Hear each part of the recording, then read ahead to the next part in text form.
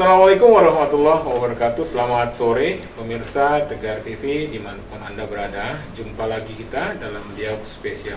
Kali ini bersama Ketua Peradi Kota Bandar Lampung, Bapak B. Sujarwo SH MH. Selamat datang Pak B. Sujarwo. Ya. Saya panggilnya Pak Sujarwo aja. Boleh. Ya.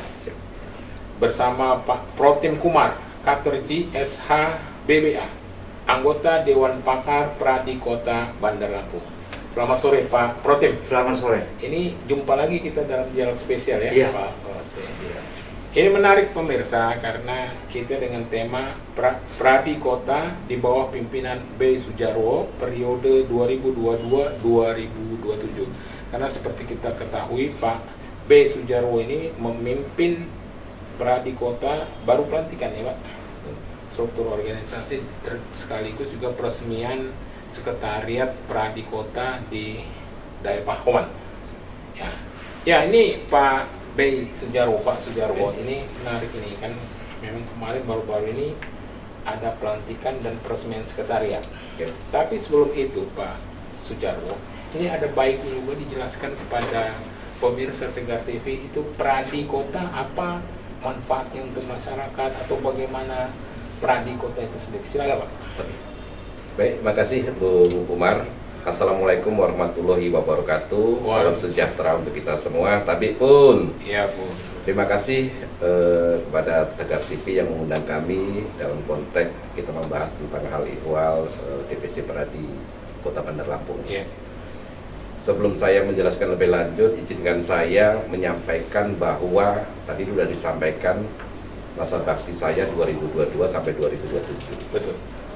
Bahwa tanggal 25 Mei 2022 yang lalu Iya. diadakanlah Muscap Peradi Bandar Lampung yang diikutin ada sekitar 700-an anggota. Oh, banyak Pada saat itu Iya. diselenggarakan di salah satu hotel di Bandar Lampung. Alhamdulillah pemilihan one man vote kami diberi wali amanah sebagai ketua terpilih untuk periode seperti yang disebutkan tadi. Ini selamat dulu nih untuk Pak B. Terima kasih. Ya, memimpin Peradi Kota Bandar Lampung. Ya, kenapa saya baru dilantik tanggal 2 September kemarin? Tidak lain karena pada saat itu kami terpanggil ke Tanah Suci terlebih dahulu. Jadi saya harus berangkat dulu, kurang lebih selama 40 hari saya ada di sana, sehingga pulang lagi. Begitu pulang kami mempersiapkan untuk prosesi pelantikan, sekaligus untuk membuka gedung DPC, Sekretariat DPC Bandar Lampung.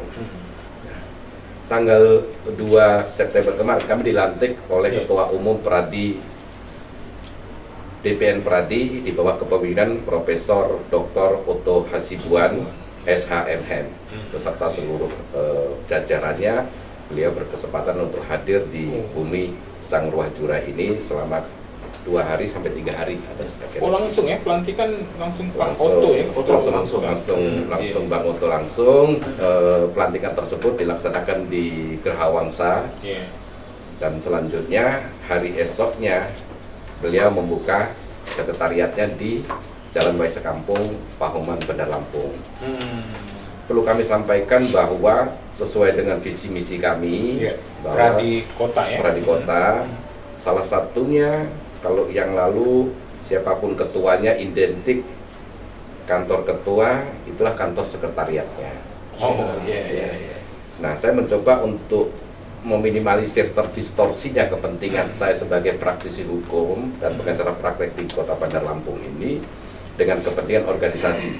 Maka kami bertekad untuk memisahkan antara kantor pribadi saya dengan kantor DPC tadi Kota Bandar Lampung.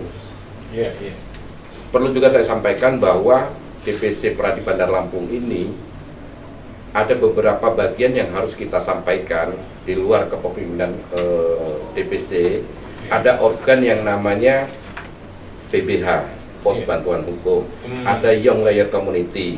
Itu bagian organisasi bagian organ-organ dari Peradi sendiri. Peradi Kota, Karena Peradi sendiri di luar struktur ada dewan pakar seperti beliau, ada dewan penasehat, ada komisi pengawas maupun dewan kehormatan.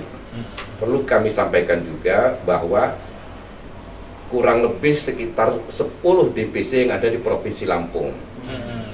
Dan baru yang terbentuk adalah di kota yang punya komisi pengawas maupun Dewan Kehormatan. Karena di DPC-DPC yang lain di wilayah Lampung, hanya DPC Kota Bandar Lampung lah yang punya organ lengkap. Jadi jangkauannya untuk pengawasan maupun kehormatan itu seluruh Provinsi Lampung. Yang berdomisili berpraktek yang ada di Lampung itu masih kami pengawasannya maupun penindakannya kalau ada advokat dalam menjalankan profesinya melanggar kode etik, kami sudah ada semuanya.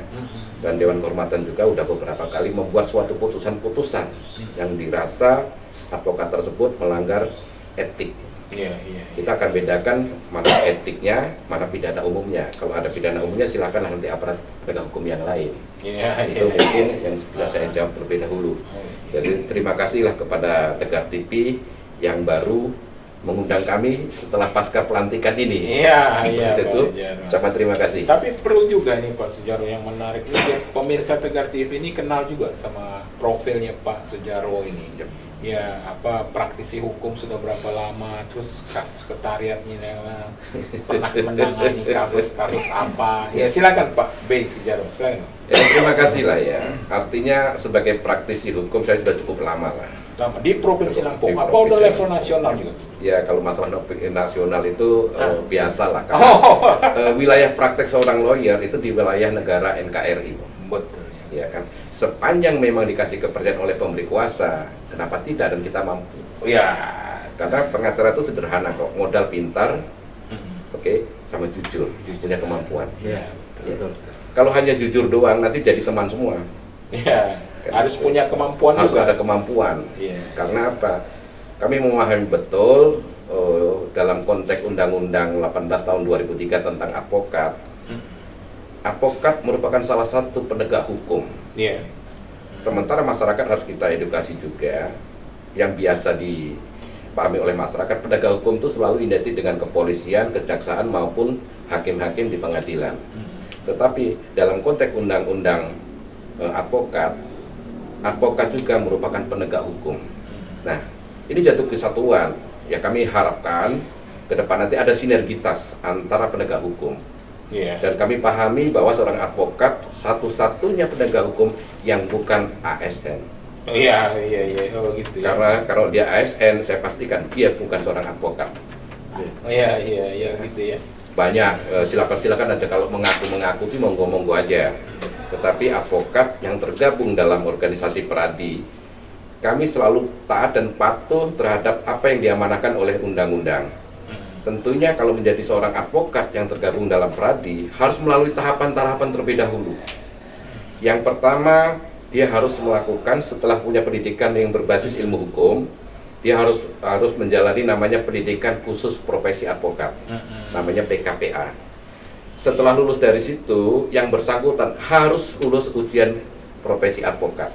Betul. Setelah itu harus magang terlebih dahulu, setidaknya 2 tahun. Untuk menjadi advokat. Untuk menjadi seorang advokat yang memang punya kelayakan.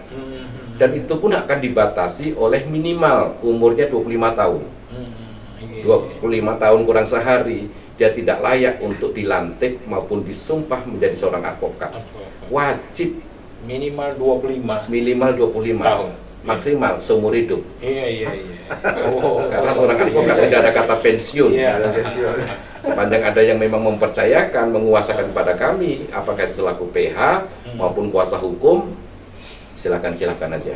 Jadi kalau misalnya pemirsa Tegar TV ini minta bantuan, kebetulan ketemu nih, ya kan, dengan Pak Sudjarwo ini, itu harus kemana ya minta bantuan hukum ke Pak Sudjarwo dan sebagainya?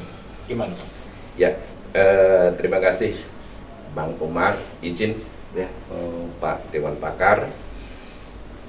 Dalam organ DPC Peradi ada namanya PBH Pos Bantuan Hukum. Itu yang harus kita pahami. Di Bumi Lampung ini setidak-tidaknya ada belasan OBH, organisasi bantuan hukum. Banyak sekali.